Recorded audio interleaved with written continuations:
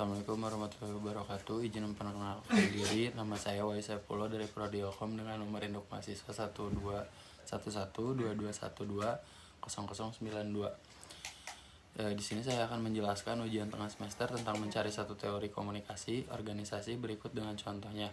Salah satu teori komunikasi organisasi yang terkenal adalah Charlotte de Lasalle. Teori ini dikenal dengan pertanyaan dasarnya yang terdiri dari 5 elemen, yaitu siapa, mengatakan apa, melalui saluran apa, kepada siapa, dan dengan efek apa. Contoh penerapan model komunikasi organisasi ini dapat ditemukan dalam situasi di mana seorang manajer ingin menyampaikan arahan kepada timnya melalui email. Mari kita lihat contoh berikut.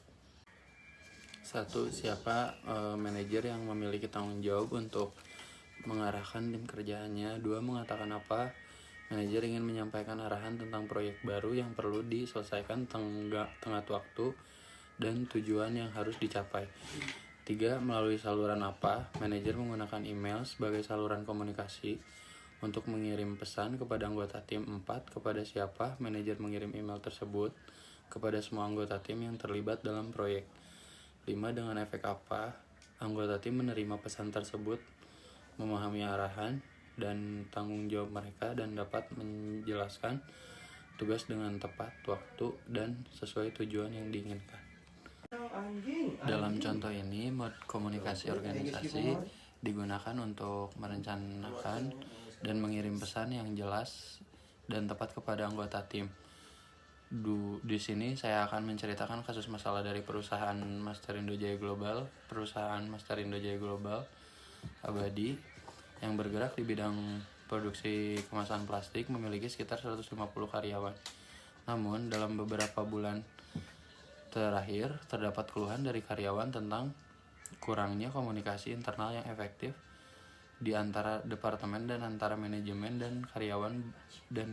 Beberapa karyawan mengeluh bahwa mereka tidak tahu tentang perubahan kebijakan dan prosedur sehingga mereka kesulitan dalam menyelesaikan tugas mereka. Selain itu, beberapa karyawan merasa tidak dihargai karena kinerja mereka dan merasa bahwa tidak ada sistem yang jelas untuk memberikan penghargaan atau pengakuan. Di sini juga saya akan menjelaskan analisis tentang perusahaan tersebut, identifikasi dan pemahaman yang jelas tentang masalah komunikasi yang sedang terjadi di perusahaan. Apakah masalahnya terletak pada saluran komunikasi yang tidak efektif, kurangnya transparansi, atau ketidakjelasan pesan yang disampaikan?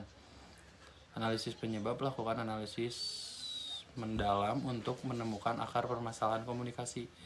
Mungkin ada kekurangan dalam struktur organisasi, kurangnya pelatihan komunikasi, atau kurangnya kesempatan untuk berkomunikasi secara terbuka dan jujur.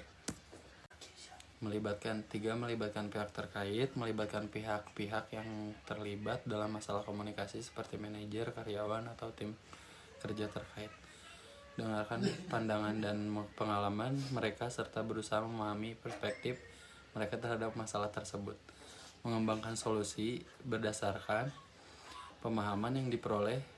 Kembangan solusi yang sesuai untuk mengatasi masalah komunikasi. Solusi dapat melibatkan perubahan dalam kebijakan komunikasi, meningkatkan transparansi, meningkatkan keterampilan komunikasi karyawan melalui pelatihan, atau memperbaiki saluran komunikasi yang ada.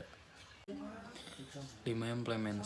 Implementasi solusi. Setelah solusi dirumuskan, lakukan implementasi dengan hati-hati. Berikan arahan yang jelas kepada semua pihak terkait mengenai perubahan yang akan dilakukan dan memberikan pendukung yang diperlukan untuk mengimplementasikan solusi tersebut.